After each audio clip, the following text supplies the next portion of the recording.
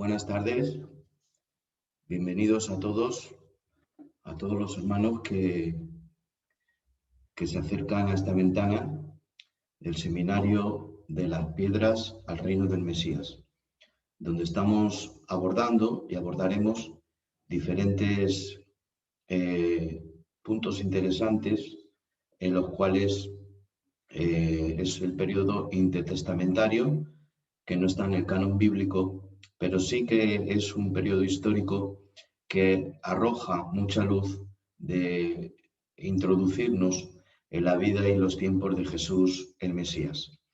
Hemos abarcado ya desde varios vídeos, varias clases. Esas 4 clases también están en YouTube, que luego os dejaré este programa también grabado en YouTube, en mi canal, y allí podréis repasar no solamente esta clase que vamos a dar hoy, sino también las que hemos estado dando. Os doy la bienvenida a todos, ¿vale? Comenzamos. Tenemos apenas 40 minutos que nos da Zoom, esta aplicación, así que vamos a aprovechar ya. Hoy vamos a hablar acerca un resumen de lo que quedó del templo. Teníamos un problema de sonido en la clase pasada, ¿vale? Vamos a poner de nuevo ese vídeo del templo. Vamos a hablar también cómo era la situación geográfica. Vamos a explicar la división del reino de Israel en los días de Roboam, hijo de Salomón, donde se configura la casa de Israel y la casa de Judá. Es muy importante para entender el principio del ministerio del Señor, de Jesucristo. Y también abordaremos pues, la línea sacerdotal desde Nehemías hasta los tiempos de Jesús, así también luego una lista que repasaremos con explicaciones acerca de cómo era ese sacerdocio en la época de Jesús. Así que bueno, bienvenidos a todos los hermanos que se irán incorporando. Les vamos a dar la bienvenida en el nombre del Señor. Bueno, pues dicho esto, vamos a comenzar nuestra clase de hoy. Bienvenidos a todos. Y vamos a comenzar un poco con este vídeo que vamos a poner. Yo estaré hablando encima del vídeo, ¿vale? Dando algunas explicaciones, un resumen acerca del templo en la época de Jesús. El primer templo fue construido por Salomón, que se tardó algo así como 7 años, y luego fue ampliado, tenemos que decir que fue ampliado por el rey Zorobabel, perdón, en la deportación a Babilonia. El templo de Salomón, que fue destruido por Nabucodonosor, fue luego en tiempos de Nehemías restaurado por Zorobabel. No podemos decir de un nuevo templo, ¿vale? Pero sí que luego sería Herodes el que levantaría, el que sí podemos llamar el segundo templo. Vamos a entrar a ver este vídeo, que es el templo que es conocido en hebreo como el Beit Hamikdash. El segundo templo de Jerusalén es el de Herodes. Está edificado sobre el monte Moria, que viene de la palabra more, que significa el que sabe, o el que enseña, o el que revela, y que tiene como una extensión de unos 7 campos de fútbol. Medía como unos 161 metros de largo por 67 metros de ancho, lo que es este área, ¿vale? No la explanada, que es todo de alrededor, que sería como 7 campos de fútbol. Estaba formado por 3 partes. Primero, si nos abren las puertas, entraremos al patio de las mujeres, que medía como 67 metros y medio por 67 metros y medio. Y en cada esquina había 4 grandes recintos, que ahora lo explicaremos. En cada una de las 4 esquinas estamos en el patio de las mujeres. Había un balcón superior, que también estaba destinado para las mujeres. Vamos un poco a explicar esos 4 recintos que estaban en cada una de las esquinas. Uno de los recintos, que estaba más al lado sur del patio, era la cámara de los aceites, de los vinos, que se utilizaban durante las ofrendas. En el otro esquina estaba la cámara de los leprosos. Después de curarse, pues traían su ofrenda al altar y así purificarse. Luego en la otra esquina se llama la cámara de la leña, para encender sobre el altar del holocausto. Jóvenes sacerdotes pues lo mantenían, que no tuviera bichos, gusanos, ni se corrompieran. Y por último, en la última esquina, estaba la cámara de los nazareos, donde el que hacía voto de nazareo se cortaba el pelo y así terminaban su voto. Eso estaba en cada una de esas 4 cámaras que hemos hablado, estaban en cada una de las esquinas del patio de las mujeres. En el patio de las mujeres también estaba el pequeño Sanedrín, que era formado por 23 jueces, aunque el gran Sanedrín estaba dentro, que luego explicaremos cuando lleguemos ahí. Todo el periodo del templo había un balcón, que es este, que estaba destinado para las mujeres. Por último, vemos en el patio de las mujeres los 15 escalones que daban a la puerta de Nicanor, a la puerta del patio del templo, donde aquí los levitas se paraban para tocar sus instrumentos en alabanza a la entrada del templo. Al lado de las caminatas, de las escalinatas, había 2 pequeñas habitaciones donde los levitas guardaban los instrumentos musicales. Ya pasando la puerta de Nicanor, dejando el patio de las mujeres, ya entramos en lo que podemos llamar el patio de las ofrendas. Había 2 niveles, el patio de los hombres era de 6 metros, este era el patio de Israel, que podían entrar los hombres. Luego había 4 escalones que separaban al patio de los sacerdotes. Aquí los hombres normales no podían entrar, solamente entraban los sacerdotes, y aquí encontramos ya el altar del holocausto, donde se hacían los sacrificios. Medía 16 metros por 16 metros de largo y 5 metros de altura. Se ascendía por 3 rampas, la mayor medía 16 metros de largo, era la que llevaba directamente al centro. Encima del altar había 3 fogatas. En el patio de los sacerdotes, a los 2 costados, había también pequeños recintos y en cada uno tenía una función especial.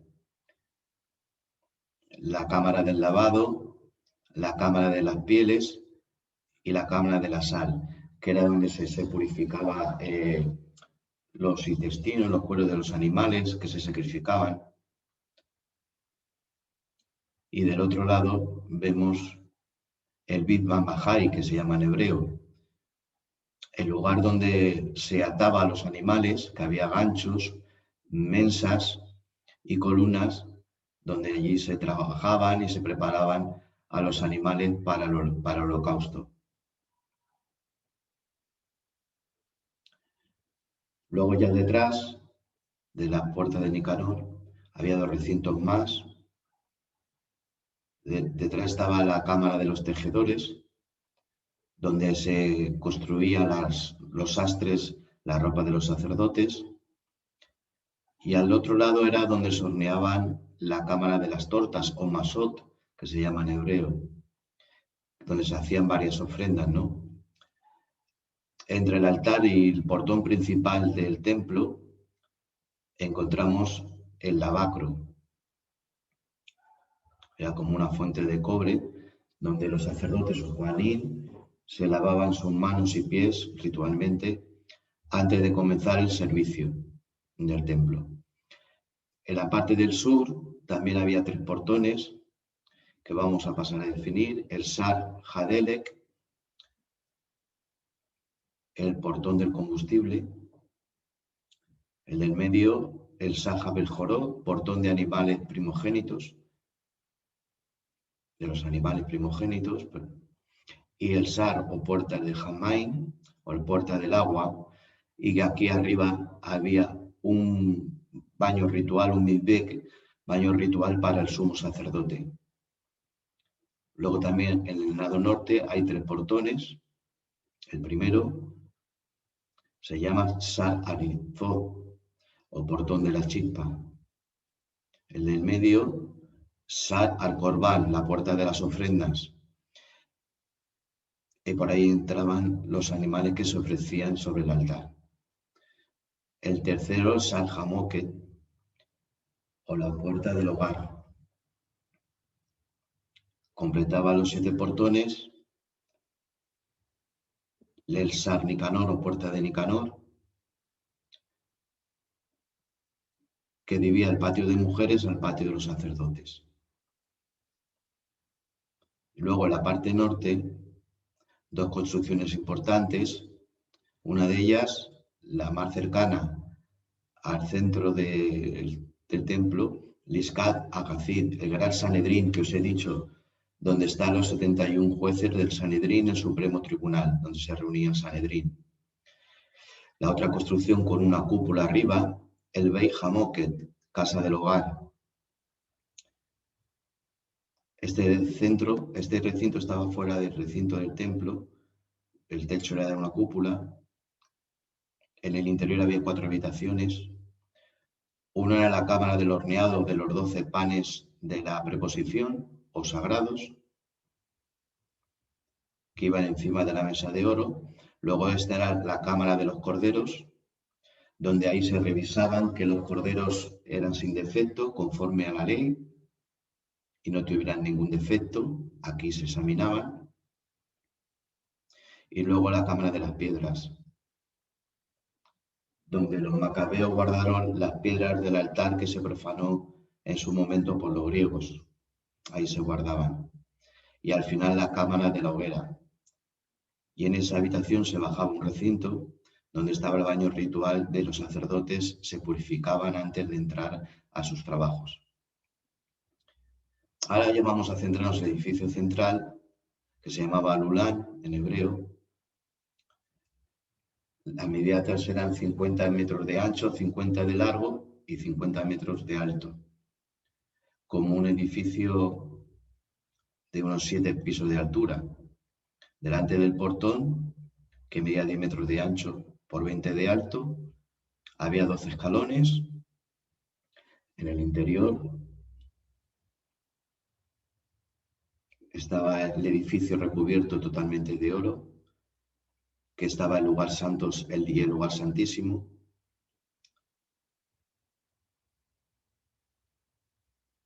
Sobre el portón del Lulán había 5 vigas de madera. A los costados había 2 gigantescas columnas. Una se llamaba Joaquín y la otra se llamaba Boaz, estas 2. Y adentro del Lulán estaba el Hijal. Medía 10 metros de ancho por 30 metros de largo. Las paredes tenían un grosor de una altura de 3 metros y estaban recubiertas de oro con láminas de 2 milímetros de oro. El lugar santo, estaba dividido por una cortina. El recinto exterior, que era de 10 por 20 metros, el lugar santo. En él estaba la menorá de oro, la mesa de los 12 panes y el pequeño altar de oro para el altar del incienso del perfume. Luego el lugar santísimo, que solamente entraba el sumo sacerdote una vez al año, en el Yom Kippur. Ahí estaba el arca de la alianza en el primer templo, que tenía las tablas de la ley, la vara de Aarón y el maná.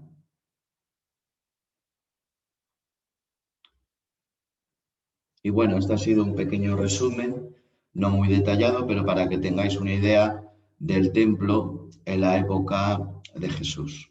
Amén.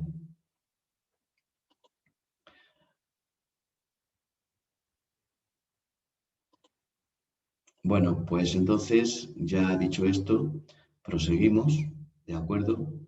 Y vamos a entrar a ver lo que era, pues por así decirlo, la lista de sacerdotes, eh, la lista de sacerdotes en la época, desde la época de Nehemías, ¿vale? Pasando por el periodo intertestamentario. Vamos a ir allí. Ya todo esto lo hemos visto en clases anteriores. Vimos los fariseos, los saduceos, los esenios, la importancia en un manuscrito del Mar Muerto, que aparecen los esenios en la época intertestamentaria. Y bueno, pues vamos a ver desde Nehemías hasta la persecución de Antíoco Epifanes. El periodo de 4 centurias, 400 años, desde el fin de los registros del Antiguo Testamento hasta los eventos que anunciaron el nacimiento de Jesucristo, lo podemos dividir en 4 partes. La parte 1, la continuación del dominio persa hasta el año 331 a.C., el imperio griego en Asia del 361 al 167 a.C. y la independencia de Judea bajo los príncipes amoneos del 167 al 63 a.C. Y de ahí surgieron los macabeos, de ahí los saduceos, los fariseos, etc. Y por último, el gobierno de la casa de Herodes, comenzando en el año 40 a.C. y extendiéndose más allá de la era cristiana hasta la destrucción de Jerusalén por los romanos, por Tito. Los últimos 2 periodos incluyen también las relaciones entre Judea y Roma. Hay muy poco que tenga un verdadero interés, excepto la lucha de los macabeos en pro de la religión y la libertad en contra del griego Antíoco Epifanes. Pero todo el periodo pide que le demos alguna atención a fin de preparar nuestro conocimiento para entender el estado en que encontramos a los judíos en los comienzos del Nuevo Testamento, cómo era su condición moral, política, sus opiniones, sus sectas y sus partidos, como ya hemos visto en otras clases. Un poco más para entender la época de Jesús. Para eso hablemos la importancia que tiene la profecía de Daniel del sueño de la estatua de Nabucodonosor, que son la historia del mundo según la profecía, con la cabeza de oro, ¿vale? Esas otras 4 bestias, el oso, el carnero, macho cabrío, el cuerno pequeño, una forma de leopardo. Aquí lo vemos, medio Persia, representa Grecia. Y aquí, bueno, un bosquejo de Dios acerca de la historia del mundo. La cabeza de oro es el imperio babilónico, los brazos y el pecho de plata es el imperio medo-persa, el vientre y los mulos de bronce es el imperio griego, las piernas de hierro representan a Roma y los pies de barro y de hierro es el que todavía no ha venido, que es una confederación de 10 naciones, que son los 10 dedos de la estatua de Nabucodonosor, y que también tiene que ver con las 10 cabezas que la escatología nos habla en Apocalipsis, y que una gran piedra es cortada y dada, y todo este poder de reinos cae para establecerse el reino final del Mesías, que será el milenio. Como vimos, del 331 a.C. al 168 a.C., aparece la última bestia con 4 cabezas, que es Casandro, general de Alejandro Magno, Lisímaco, Seleuco y Ptolomeo.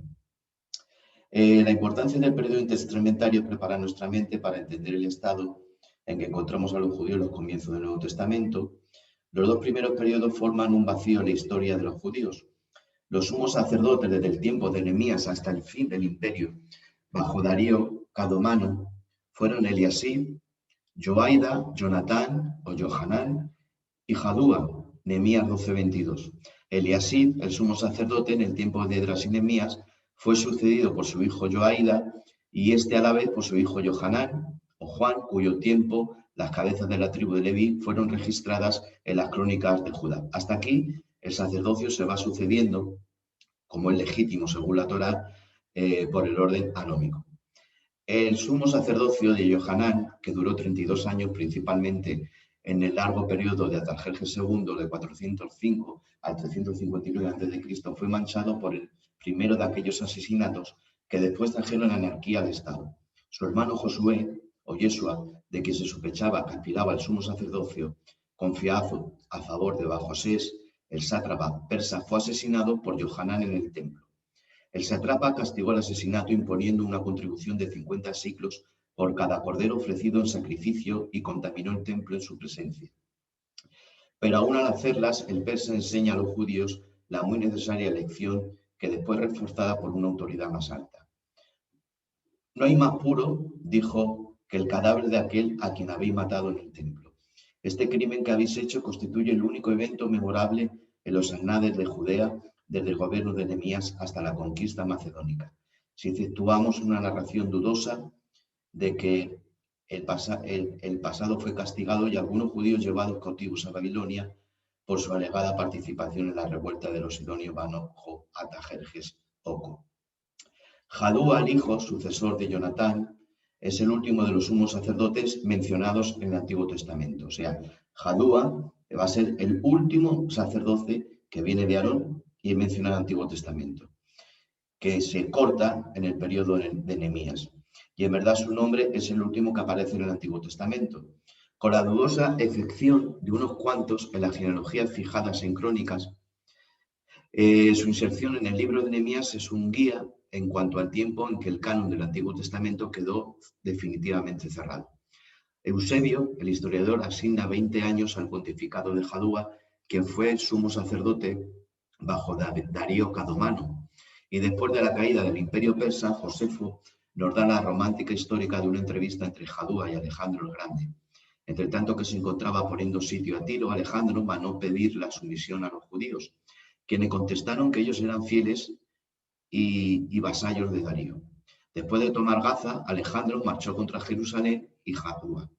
Por mandato de Dios, en una visión, adornó con guirnaldas la ciudad y salió en solemne procesión a recibir al conquistador Asafa, una eminencia a plena vista de la ciudad y del templo. Al ver el sumo sacerdote Alejandro Magno con sus espléndidas vestiduras, lo mismo que a los sacerdotes y el pueblo vestidos de blanco, Alejandro cayó postrado en adoración, se dice, y se levantó y abrazó al sumo sacerdote. Alejandro cayó en adoración y se levantó y abrazó al sumo sacerdote. A las críticas de Parmenio contestó que adoraba no al sacerdote, sino al nombre que llegaba grabado en su mitra, dice Alejandro Magno. Sabemos que la mitra del sumo sacerdote decía Santidad Jehová. Pues había reconocido que la figura que se le había aparecido en la visión en Macedonia, ordenándole conquistar a Persia.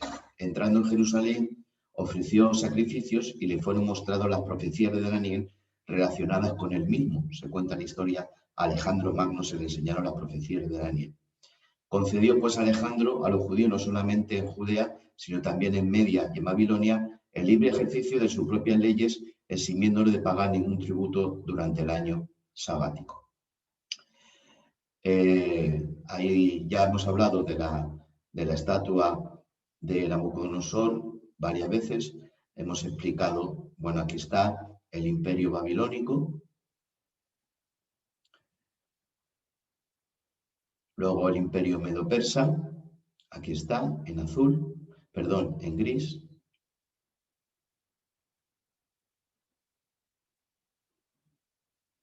Luego el vientre es el vasto imperio de Alejandro Magno, fijaos qué conquistador tremendo.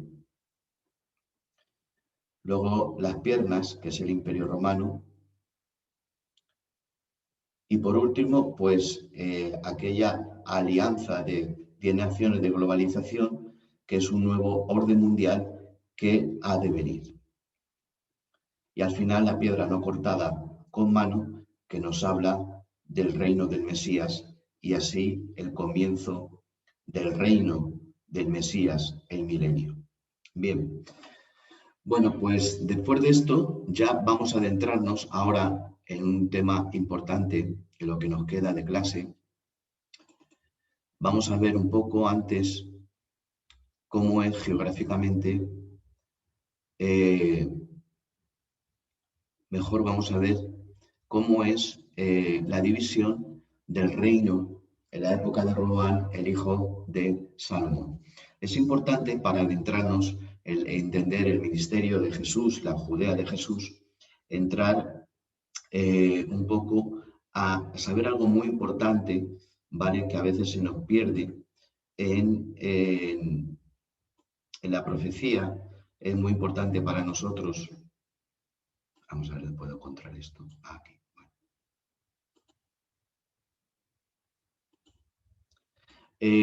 Tenemos que ver, decía, que es muy importante saber cómo queda proféticamente Israel después de Roboam, ¿vale? Después de Roboam, esta es la repartición de las tribus de Israel cuando entran Josué, Aser, Neftalí, Dan, Manasés, Zabulón y Sacar, quedan todas alrededor del mar de Galilea, que es esta manchita azul. Isaacar, Zabulón, Neftalí, Dan, Aser, Manasés. Luego también Manasés es la tribu que más territorio recibe, otra parte al otro lado del Jordán. Luego Gad, Efraín, Benjamín, la que menos tierra recibe, la más pequeña. Dan también recibe otra porción, no están juntas, recibe una porción aquí, otra aquí. Luego Rubén y el reinado de Judá, ¿vale? Y más abajo, ya en el desierto de Negev, lo recibe Simeón. Esta es la repartición de lo que sería la tierra en la época de Jesús, ¿de acuerdo? No, perdón, en la época de Josué, es decir, cuando entran a la tierra de Canaán, así quedarían conformadas todas las tribus. Hay que decir que las tribus fueron autónomas, ¿vale? Y cierto que se ayudaban en caso de batallas, pero eran autónomas. Bueno, cuando Roboam reina, que sube los tributos, 10 tribus ya no es Israel, sino que 10 tribus se van a marchar, ¿de acuerdo? Simeón, Rubén, Gad,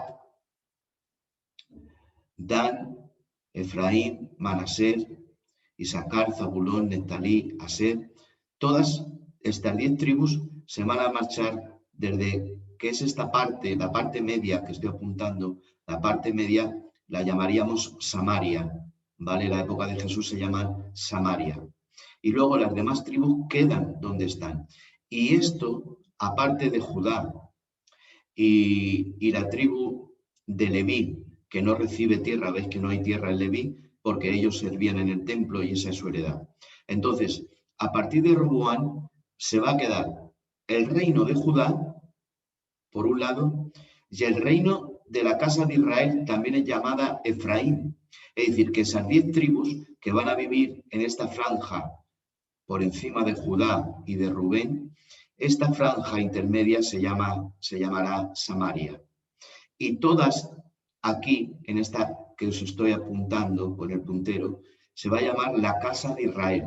Y Dios va a levantar profetas y reyes para la casa de Israel y también profetas y reyes para la casa de Judá. ¿Quién? Los descendientes de David, porque Roboam era nieto de David. Es decir, que aquí van a quedar los hijos de David, pero los demás, las 10 tribus, se van a ir al norte.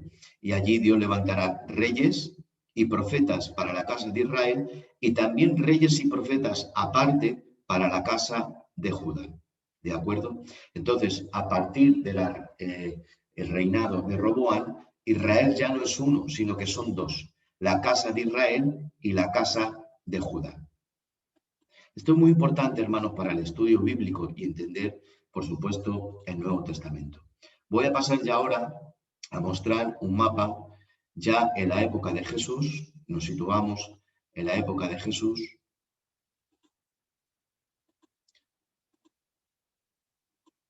Aquí estamos. En la época de Jesús vemos que Judea está Jerusalén, cae en Judea. ¿Veis? Jerusalén está aquí, donde estoy marcando. Jerusalén cae en Judea. Entonces, toda este área donde está el templo va a quedar para la casa de Judá. Y luego veis, Samaria quedaría en el medio y alrededor de Galilea y la Decápolis. Decápolis eran 10 ciudades que en el tiempo de Alejandro Magno se fundaron al otro lado del mar de Galilea. Aquí también estaba Gadara, ¿vale? En la ciudad de Decápolis, por eso entendemos que hubiera cerdos, porque era una granja porcina de griegos, ¿de acuerdo? Y ahí había aquel hombre que estaba poseído, el gadareno, y Jesús, voy a acercarme un poco para que entendamos el ministerio de Jesús, ¿vale? Entonces, ahora lo que estamos viendo en la pantalla es Samaria, Perea y Galilea. Aquí están las 10 tribus, que es la casa de Israel. Más abajo queda Judea o Judá, ¿vale? Que es la casa de Judá, que solamente ella, porque está en Jerusalén, se queda con el templo. ¿Qué pasa en las 10 tribus? Que en la época de Roboam se marchan de Samaria a Galilea, todo este área de aquí. Lo que queda, hermanos, es que ellos, a no tener templo y las invasiones asirias, ellos se deterioran y se mezclan con los asirios. No tienen templo, hermanos, los que están aquí alrededor, en Samaria, Perea, Galilea, en Tiro, en Sidón, no tienen templo. Entonces vienen las invasiones asirias, no hay templo, hay decadencia espiritual, y nos dice ya la profecía de Isaías, nos dice tierra de Zabulón, que aquí estaba Zabulón, como he visto en el otro mapa, tierra de Neftalí, al otro lado del Jordán, Galilea de los gentiles, la tierra sentada sobre tinieblas, gran luz le resplandeció. Ahora, es interesante, hermanos, que Jesús no comienza el ministerio en Jerusalén, aquí. No, Jesús nace, vamos a ir acercándonos con el mapa, Jesús nace en Belén, vamos a hacer el recorrido. Muy bien, aquí estamos. Jesús nace en Belén, pero no comienza en Jerusalén. Qué interesante. El rey Mesías no empieza en Jerusalén, que es la ciudad del gran rey. Nace en Belén, la más pequeña ciudad de Judá. Nace en Belén y después que él nace en Belén, él se cría en Nazaret. ¿Dónde? En Galilea. Por eso le llaman el Galileo. Cuando va a comenzar su ministerio en Nazaret, Jesús se desplaza como a la edad de 30 años al río Jordán, que está aquí. Aquí es bautizado y descendería después del bautismo a lo que sería, hermanos, las inmediaciones del desierto cerca de Jericó, por aquí, cerca del Mar Muerto, que es el desierto, hermanos, a el ayuno, 40 días tentado por el diablo. Después de la tentación, no desciende Jesús a Jerusalén teniéndola cerca. Jerusalén del desierto de Judea en el Mar Muerto está cerca. No vuelve a Jerusalén, sino que emprende de nuevo la marcha, subiendo, cruzando Samaria, vuelve de nuevo ¿a dónde? A Galilea, a Nazaret. ¿Y dónde da su primer mensaje? En la sinagoga de Nazaret, que se le da a leer el libro del profeta Isaías. De allí le quieren lanzar, hermano, por un acantilado, y Jesús ya comienza a buscar a sus discípulos. Lo primero que hace es ir a unas bodas cercanas. Aquí encontramos Nazaret y aquí encontramos Caná. Nazaret significa la que mira a lo alto. Entendemos que lo que dice de Nazaret puede salir algo bueno porque era uno de los pueblitos más alejados, hermanos, de las carreteras principales, o sea, de las vías de comercio. Estaba en una colina alta, un pueblo pequeñito, que no había comercio, pero de ahí empezaría el Mesías su ministerio. Ahora explicamos por qué comienza en Nazaret y no comienza Jesús, hermanos, en Jerusalén. ¿Por qué no comienza en Jerusalén? Y comienza, hermanos, en la aldea más alejada, más perdida de Israel, Nazaret. Ahí hace el principio de señales en Canaán y se dirige ya Jesús al mar de Galilea. Y va a ser, hermano, alrededor del mar de Galilea que Jesús comienza mayormente su ministerio. ¿Por qué? Porque dice Jesús, soy primeramente enviado a las ovejas perdidas de la casa de Israel. Es decir, la profecía de Isaías dice cómo están esas 10 tribus que en el reinado de Roboam, hermanos, se apartaron y se alejaron. Dicen que estaban gentiles, eran inconversos ya, la tierra sentada sobre tinieblas. Es decir, todo lo que estaban aquí, hermanos, el remanente de judíos que quedaron aquí, estaban asentados sobre tinieblas. Entonces, el Mesías aparece en Nazaret, ¿de acuerdo? Y aquí encontramos Capernaum, donde estaba la sinagoga más grande de Israel, en el lago de Genesaret o el mar de Galilea, Magdala, De ahí que vería María Magdalena. Tengo que deciros que María Magdalena no es su nombre, sería Miriam, la de Magdala.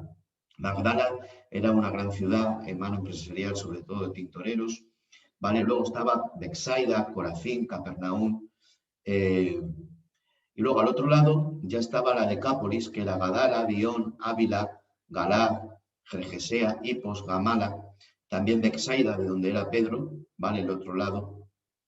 Y a la única aldea que Jesús no viene es en Tiberias, porque Tiberias fue una ciudad que fue creada por Herodes y dedicada a los romanos, y había un cementerio en medio. Entonces era como una ciudad inmunda, y es la única ciudad del mar de Galilea que Jesús no visitó, Tiberia. Pero Jesús comienza aquí su ministerio. ¿Por qué? Por esto mismo, porque aunque todo Israel está en oscuridad, la parte que está, hermanos, donde Jesús hace más milagros, donde hay más endemoniados, donde hay más leprosos, donde hay más ciegos, es aquí, ¿vale? En las ovejas perdidas de la casa de Israel. No nos olvidemos la explicación que he dado anteriormente, en que el reino, cuando aparece Jesús, está dividido en la casa de Judá y en la casa de Israel.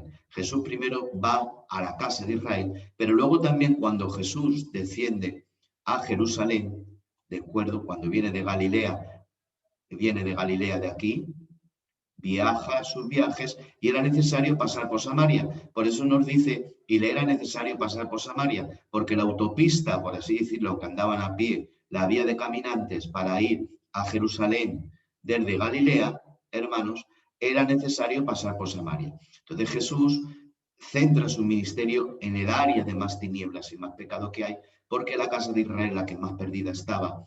Y luego también desciende a Jerusalén, que está el templo, y también los de Judá, de la casa de Judá, que hemos dicho que el de Roboán, hemos entendido que hay dos casas.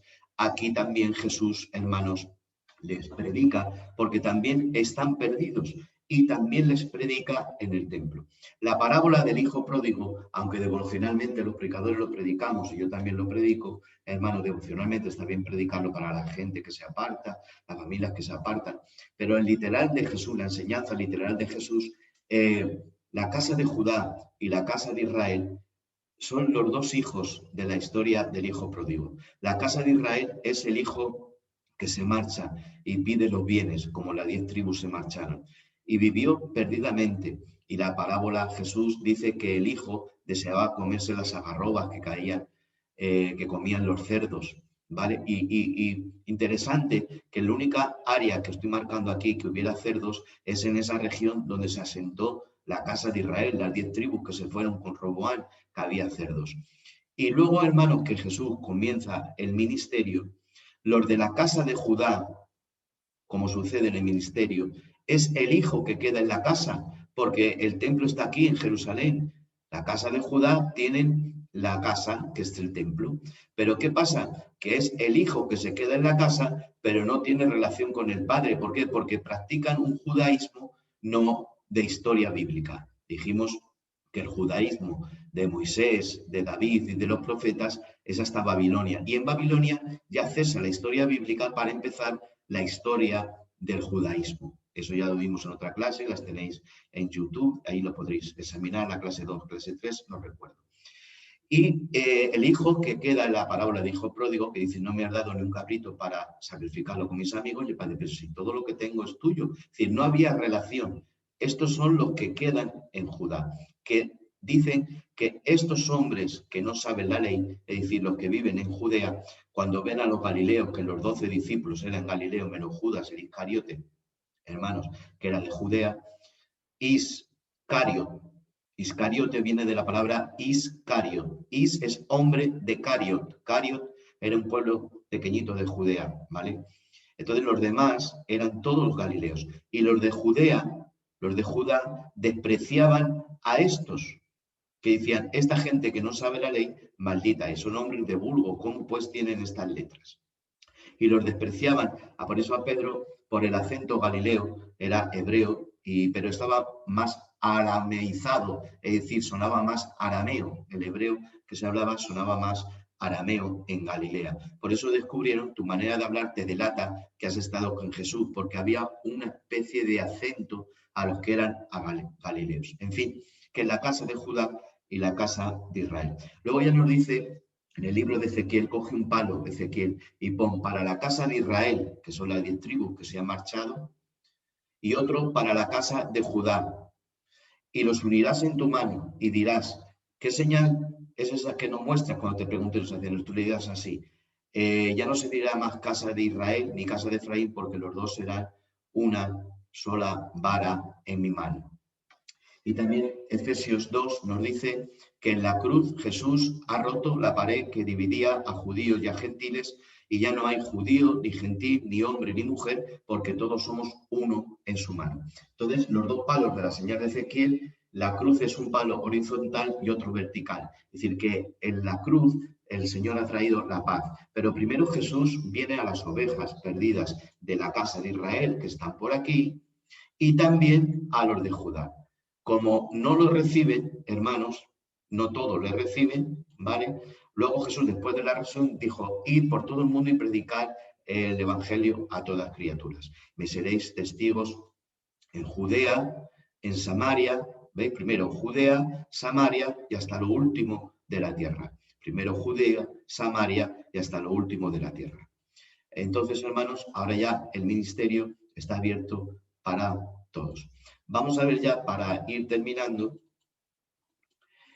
una lista gráfica de los sacerdotes.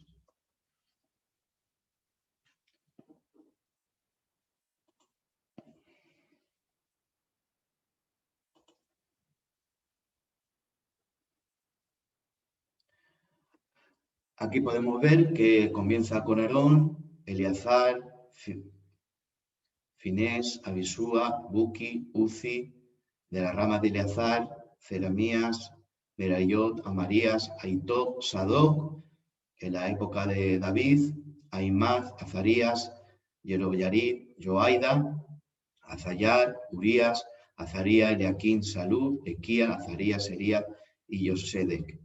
Ahora vamos a ver, estos son todos de la casa de Aarón, ¿vale? Perfecto, está la Biblia. Ahora la lista de los sumos sacerdotes en la época del segundo templo, ¿vale? En la época persa.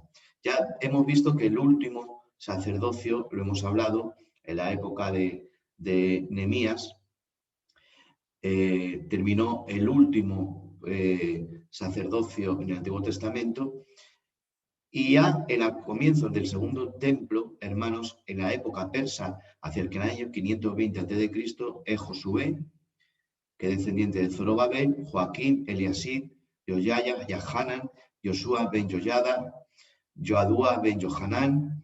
En la época helenística de Alejandro Magno, 323 a.C., Onías I, Simón el justo, Eleazar II, Manasés sumo sacerdote, Onías II, Simón II, Onías III, Jasón, Menelao. En la época de los asmoneos, de Macabeos, la revolución macabea, Álcimo, y aquí tenemos que parar y decir que ahora ya aquí termina, hermanos, estamos viendo que aquí ya cesa, en la época de Nehemías, cesa el sacerdocio arónico, ¿de acuerdo? Ahora son sacerdotes que se levantan de los hijos de los macabeos, sobre todo en el año que estamos, 162, que se levantan contra la dominación helenística de Alejandro Magno y de la dinastía selúcida, y aparece Judas Macabeo, Jonathan Macabeo su hijo, Simón Macabeo su hermano, Juan Hircano, hijo de Simón Macabeo, Aristóbulo I, Alejandro Janeo, Hircano II, Aristóbano, Hircano II, Antígono Matatías, en el 40 a.C., nos acercamos ya al nacimiento de Jesús, Hananel, Aristóbulo III, Hananel, Josuá ben Fabus, Simón ben Boetus, nombrado por Herodes I. Fijaos ya quién son los que los nombran. Nombrado por Herodes I. Matatías ben Tofilo, nombrado por Herodes. Joazar ben Boetus, nombrado por Herodes, partidario de compromiso con Roma, suegro de Herodes I. Eleazar ben Botus, nombrado también por Herodes Arquelao, después de las revueltas contra los romanos, hermano de Joazar. Josuá ben Sie, nombrado por Herodes Arquelao. Josuá ben Botus, por Herodes Arquelao. Anás, ya encontramos aquí a uno del juicio de Jesús, nombrado por Quirino, el romano. Ismael ben Fabus, nombrado por Valerio Grato. Eleazer ben Hananía, nombrado por Valerio Grato. Simón o Imael ben Camitus, nombrado por Valerio Grato según Josefo. Joseph ben Camitus reemplaza a su padre durante un solo día. Caifás, nombrado por Valerio Grato, Caifás, sacerdote en la época de Jesús, yerno de Anás. Johanán ben Hanán, por Vitelio nombrado. Teófilo ben Hanán, por Vitelio. Simón Catara ben Boetus, nombrado por Herodes Agripa I. Matatías ben Hanán, nombrado por Herodes Agripa I. Elionein Camatra, o ben Caifás, nombrado por Herodes Agripa III. Joseph ben Camei, nombrado por Herodes Caifís. Ananías, nombrado por Herodes Caifís. Jonatán ben Hanán, restablecido y asesinado por Marco Antonio Félix Nerón. Ismael ben Fabus, nombrado por Herodes Agripa II. Joseph ben Cabí ben Simón, nombrado por Herodes Agripa II. Ananías ben Ananías, por el Agripa II. Josué ben Gamía, Herodes II, asesinado por los celotes. Su mujer Marta, de la familia de Boetus. Matatías ben Tófilo II, nombrado por Herodes Agripa II, asesinado por los celotes. Y Pinjas o Filias ben Keismuel, nombrado durante la primera guerra judeo-romana. Bueno, pues ya en el año 70 cesan también los sacerdotes que vienen de la dinastía macabea y, como hemos dicho, los sacerdotes de la clase de Aarón terminan, hermanos, con Nehemías, ¿de acuerdo?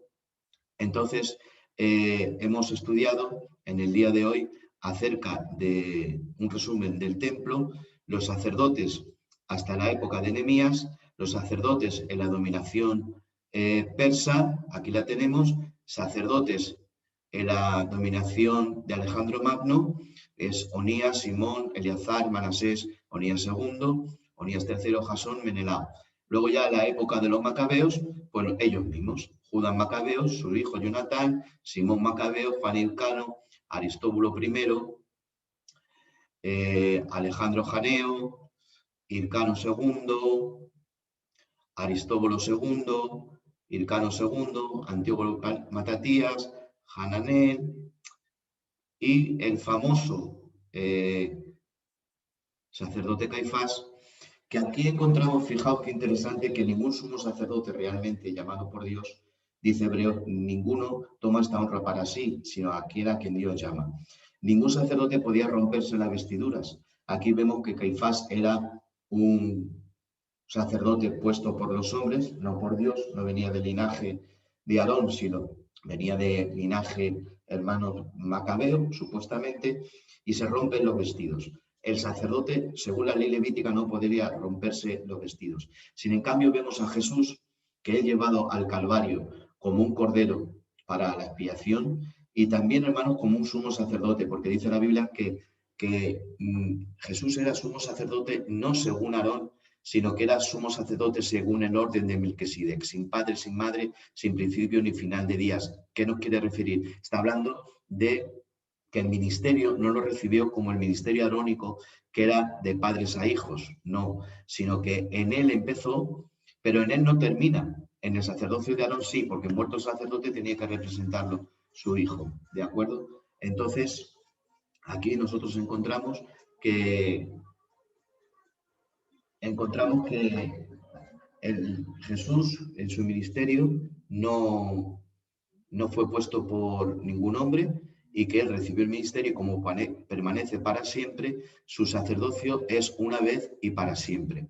Entonces, él es sumo sacerdote según el orden de Melquisedec. Como Melquisedec empezó su ministerio en él y no se lo pasó a ningún hijo suyo, así también es el ministerio de Cristo. Empezó en él, pero como él no tiene ni principio ni final de día, su sacerdocio es para siempre y eternamente. Y vemos que como verdadero sumo sacerdote, Jesús quiere romper Roma, sus vestidos, y como es un sumo sacerdote, ni aún Roma, con todo su poder, pudo romper la vestidura de sumo sacerdote que Jesús tenía. Sin en cambio, este falso Caifás, falso sacerdote Caifás, hermanos, sí que es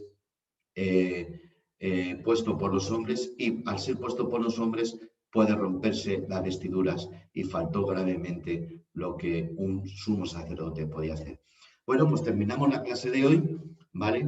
Ha sido una clase rápida, no teníamos tiempo, hemos dado los nombres de todos los sacerdotes de desde la época de Nehemías, así como en el periodo intertestamentario antes de Cristo y después de Cristo hasta el año 70, la destrucción de Jerusalén. Y en la próxima clase vamos a hablar sobre el juicio de Jesús que es llevado y también sobre la crucifixión, los diferentes métodos de crucifixión que había. Hablaremos del derecho romano, del derecho judío y del juicio de Jesús.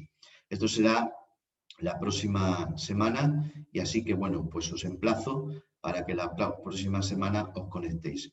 Me despido de todos vosotros deseando que tengáis una semana llena de paz, de bendición y, bueno, dentro de este tiempo tan malo, deseo, hermanos, profundamente que los que están en las UCIs, los que están enfermos, sean restablecidos, levantados, las familias se llenen de fuerza, de fe y esperanza.